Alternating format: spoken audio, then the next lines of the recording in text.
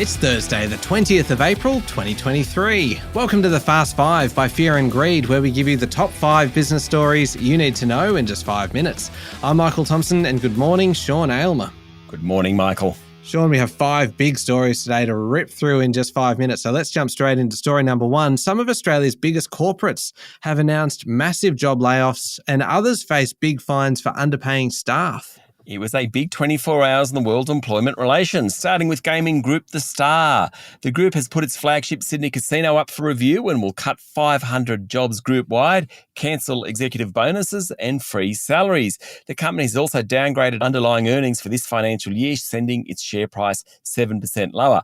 Now, Star Group said there's been significant and rapid deterioration in operating conditions following damaging inquiries in New South Wales and Queensland that found the company unfit to hold a gaming licence. Also, discretionary spending is falling. So it's being hit by $100 million in fines from the inquiries, potentially another big fine from AUSTRAC, 4 class actions, and even potentially casino tax increases in New South Wales. Rough time for Star. Yeah, sure is. And Sean, there'll also be job losses at Australia Post, with reports today that up to 400 roles will go as the postal carrier looks to kind of streamline its operations. Its letters business is losing money, and Aussie Post is heading for a full year loss this financial year. That'll be the first one since 2015. There are ongoing talks about upping the cost of stamps and reducing delivery frequency again. But in the meantime, jobs will go. And finally, Sean, the Commonwealth Bank has admitted to knowingly underpaying thousands of staff more than $16 million through mass use of individual agreements that undercut union agreements. The country's largest bank accepted allegations in the federal court that its senior managers were repeatedly on notice that workers were getting underpaid since 2010, but failed to fix the issue and even misled staff and the workplace umpire that it was complying with the law in what it conceded was a decade of systematic conduct, according to the Financial Review. Now, the bank and its ComSec arm have admitted they collectively underpaid 7,400 employees $16.1 million. All have since been paid back. It's CommBank's admission that it knowingly or recklessly underpaid the workers, which has really triggered some surprise, Michael. There we go. Bumper story for story number 1, Sean. On to number 2 now. And the federal government is set to introduce mandatory pollution caps for new cars as part of its national electric vehicle strategy. Australia is one of the few developed countries that doesn't have fuel efficiency standards. Chris Bowen, the Federal Climate Change and Energy Minister, yesterday announced new rules for all passenger vehicles, which currently generate about 10% of the nation's greenhouse pollution.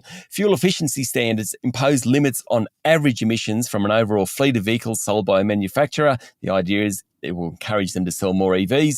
Bowen said exact details are still being developed. Now, Australia's well behind the 8 ball on this, and if we're to cut emissions by 43% by 2030, we need new rules on cars. Bowen said new cars in Australia use 40% more fuel than those in the EU. Remember, a bunch of jurisdictions, UK, Japan, France, Germany, even California, have already promised to ban sales of internal combustion engines over the next 10 or 15 years.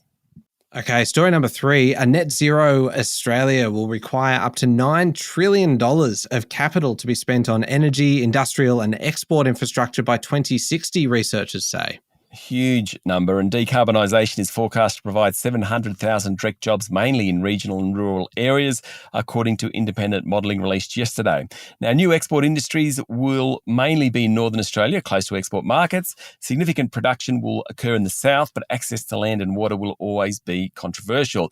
That's according to Net Zero Australia, which is a business-sponsored research partnership between the University of Melbourne, University of Queensland, Princeton University and consultancy Noose Group. Replacing coal generators and tripling power capacity by 2030 requires a much more rapid rollout of wind and solar farms, better transmission infrastructure and better energy storage. Wind and solar are the key to it. Michael? Yeah, story number 4, a bit of good news for you, Sean. Airfares between Australia and the US are set to fall after United Airlines said it will increase the number of flights to Australia and New Zealand by 40% by year end.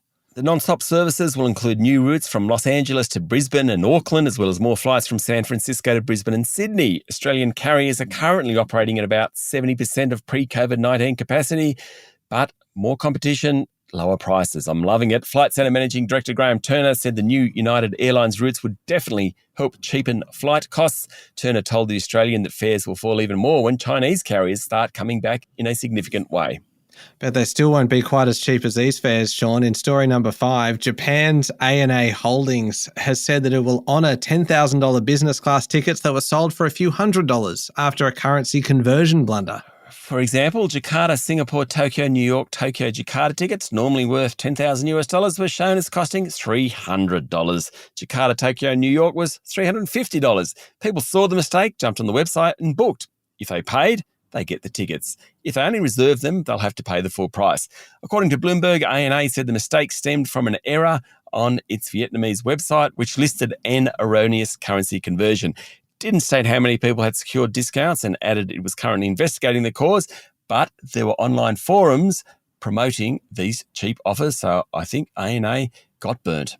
Sounds like it. There we go, the top 5 business stories in 5 minutes. Thank you, Sean. Thank you, Michael. It's Thursday, the 20th of April, 2023. Remember to hit follow on the podcast. If 5 minutes isn't enough, you can find our longer daily show called Fear and Greed wherever you listen to podcasts. And don't forget as well, the Amazon Echo smart speaker range comes with Alexa built in. Simply say, Alexa, play the Fast 5 by Fear and Greed podcast to catch the latest episode, and you can grab yours now at amazon.com.au.